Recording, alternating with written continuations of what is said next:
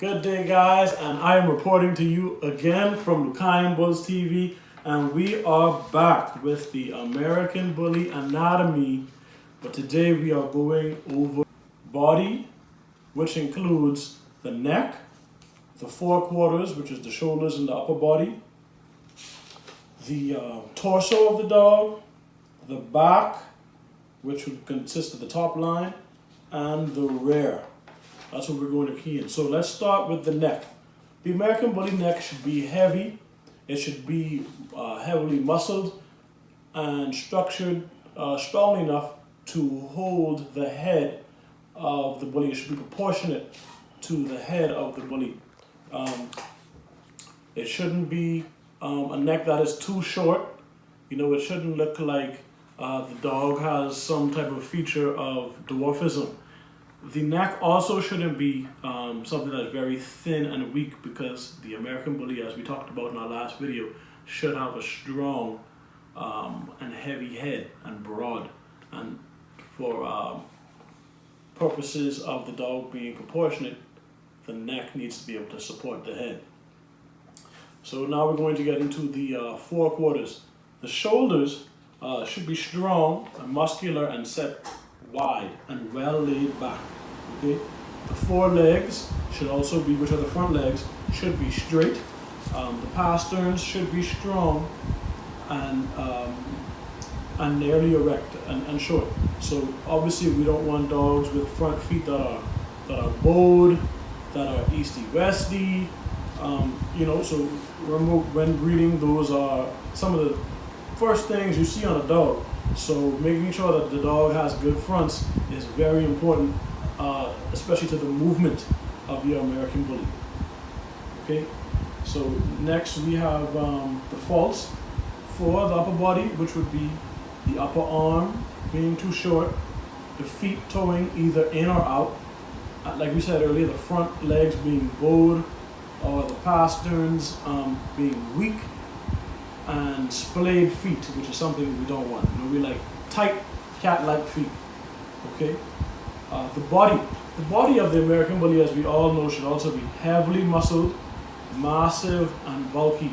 It should be compact to medium in length, and it should give a great impression of power for its size, exemplifying the breed type of the American Bully, as we see right here. Okay. The ribs should be well-rounded, creating a barrel chest. The forelegs should be set wide apart to allow for chest development. Okay, it shouldn't be, the chest shouldn't be showing an A-frame. It shouldn't be very narrow, possibly unless you have a classic American Bully that is leaning more to the terrier side. But the chest should also be broad, deep, and well filled in, and not exaggerated, because the extreme class doesn't exist anymore in the A.B.K.C, so there is no need for that.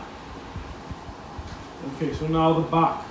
The back should be fairly short to medium in length, sloping from the withers to the rump, which is the withers of the shoulders, the shoulder area. So it should have a slight decline. I usually like to see the dogs with the straight top line, but you know, with the standard calls for a slight slope, so I'm good with that. The American Bully body should be squared in appearance, okay, and equal in length when measured from the shoulder to the buttocks. Now the faults of the back are the back being too long, like you see in some dogs, the rear being high, and a swayed top line, or a roached back, or a wheel back. Now for the rear should be well muscled and let down at the hocks, turning neither in or out. And this also is very important when it comes to movement for the American Bully. Okay, when you're looking at the American Bully from the rear, the legs should be parallel. Okay. And the faults are the hocks turning in and out, cow hocks, sickle hocks, narrow rears, and straight or over-angulated stifle joints, as well as bowed legs. Okay, so now we're going to go over some pictures so that you guys can see what good and bad examples of each part of this body would look like on an American Bully. Okay, so now we have the head, what the neck should be like to you. Okay, and now you have dogs. We have good examples of when it comes to the back. You have the dogs that are not compact at all. I mean, dogs that are just much longer than they should be. Something, dogs like Samson. Samson has a much longer back, as you can see here. That's an example of what it should not be like. And then you also have dogs that are more compact, and also dogs that have good top lines, something that we always want to get back to. Okay, the roached back is also another problem in American Bully, but these things that when you breed to the right dog, they can be fixed over generations. So if you have some of those problems, don't worry too much about it. Okay. And now for the rear. We want a well-muscled rear American Bully. And we don't want small rears like above. Okay? So we touched everything with the body today. Want you guys to comment, subscribe, and share. Okay, so we will see you next time to cover the rest of the American Bully.